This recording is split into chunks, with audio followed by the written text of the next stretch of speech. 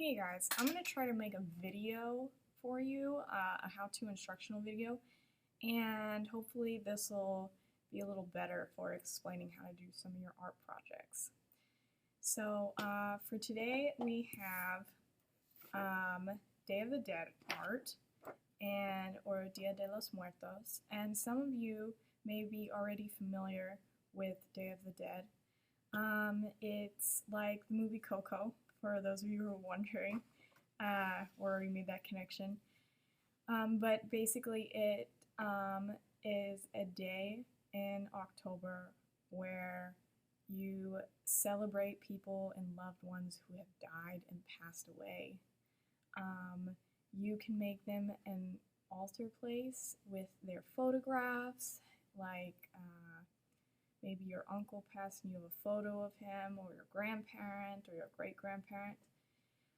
And you can make them food and put the food on the altar place, which is just you can set up a table and put a nice tablecloth on it, their pictures and the food, and marigold flowers, which are kind of like carnations, but they come in this red-orange vibrant color. Let's see, so today we're going to make our own Day of the Dead character, and I'm going to attach a few online for you guys to look at for reference,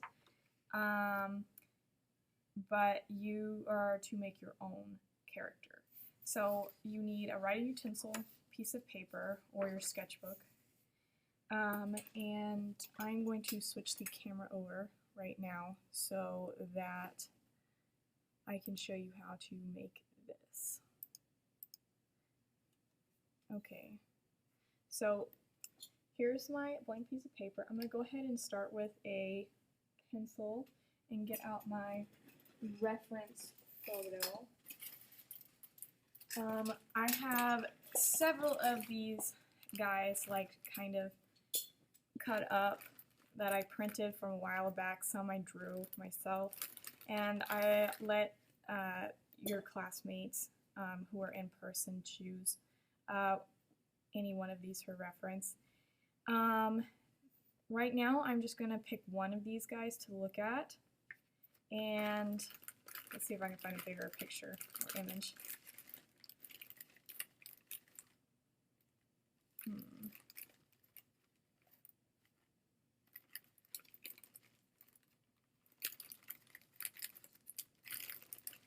Here we go. And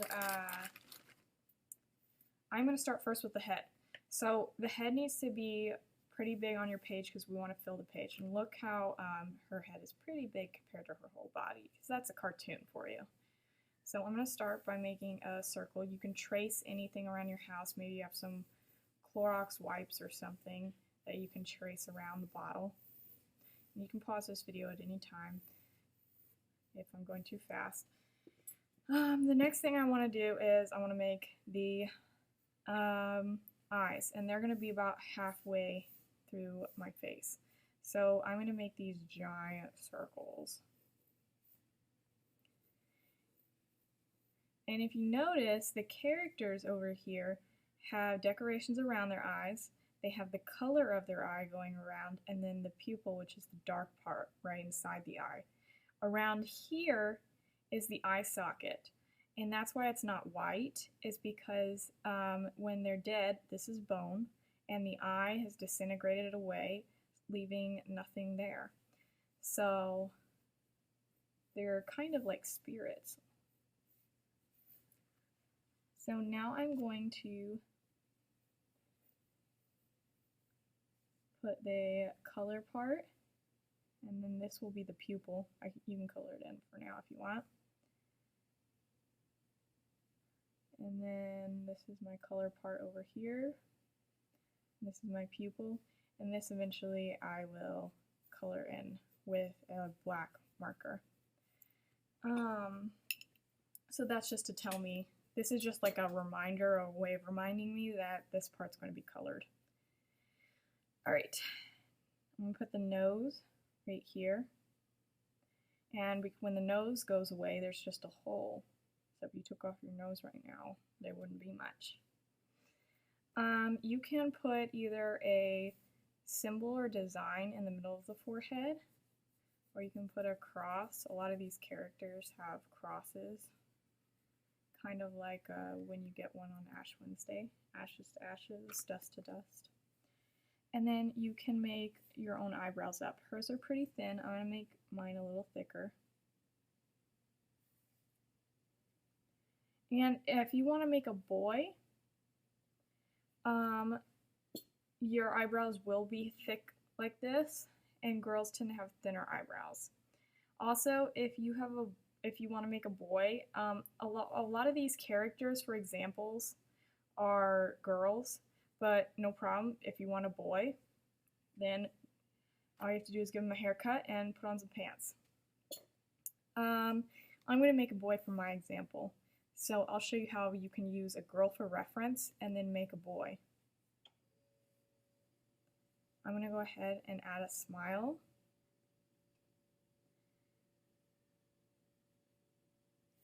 And those are where the teeth would have been. If you have a mouth that's open, then you'll just make the lines around like this. If you have a mouth that's open.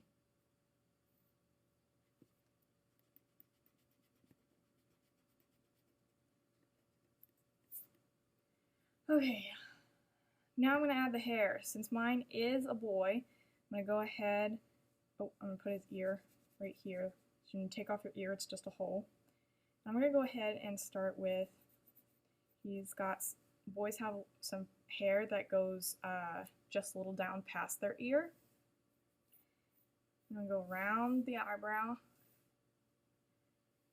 and you can do different things for a boy's hairline, but I'm just going to go like this, like these kind of like curved zigzags. And then make sure that you pull the hair off the head. See how this is the top of my head right here? But what you always have to do, even for girls, is your hair has to be above the head, okay? Because nobody has hair that's flat on their head. I'm going to curve it around and then make it blend in with the bottom of the cheek. And if you need to add a little more hair down here, then you can. And then I want this definitely to be my line right here, so I'm going to make it darker. Because as you can tell, I've got like all of these kind of like stray lines that I was trying to like guess and get a feel for what my actual circle was going to be. And when I am sure what my circle is going to be place-wise, then I make it darker. And then when I go back and Sharpie everything, then I just go back and erase those lines. Let me go ahead and finish this hairline up here. Alright, now I'm going to go ahead and I'm actually going to make a neckline for a shirt. And then I'm going to go ahead and I'm going to make him wearing a t-shirt. So first thing is first, you need shoulders.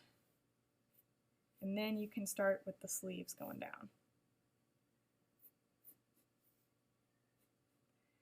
Okay, so that's why you go a little out and then down for the arm. And I'm going to go ahead and make his shirt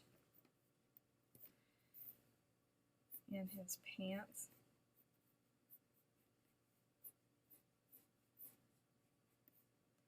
And if it goes off the page, that's perfectly fine. You can see a little bit of his kneecaps over there at the bottom. I'm going to have his arms, and his hands will be right about where his waist is. So make those pretty thick, and then you can keep his hands in a fist. It'll be easier than doing fingertips. So I'm going to go ahead and put the thumb, thumb, finger, finger, finger, finger, finger, finger, finger, finger. And those are his knuckles. Because when it's bone, because he's dead, it'll show up like that. can see all the knuckles when they've passed away. Okay, I'm just going to make this part of his hand a little flatter. Okay. And if you want, you can try to like add some of those fingers wrapped around. Don't worry too much about the hands and the details. Make a design on his shirt. For mine, I'm just going to make a little Nike swoosh. You can do whatever you want. You can write a number for a jersey or something else. The last thing I want to do is fill in some of this space that's all around him. So I'm going to go ahead and just write THS. You can make a marigold flower if you want.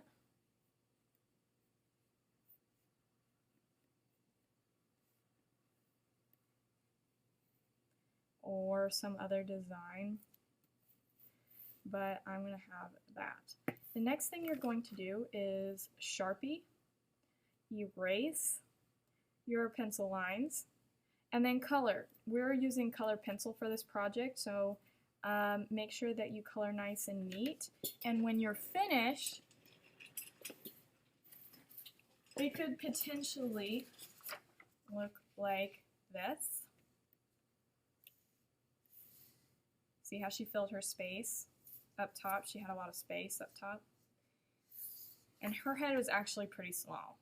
So she fit her whole character, but the figure was small. This is about the smallest you can make it. Over here, this one has all these boys in uniform. They have designs on the side of their face. Just make sure that you do neat coloring when you do that. And you can do several if you want. Just make sure that you can see it from far away. That's why we draw big. Or it could potentially look like this. There's some marigold flowers. There's a THS. Okay? If you have any questions, please let me know.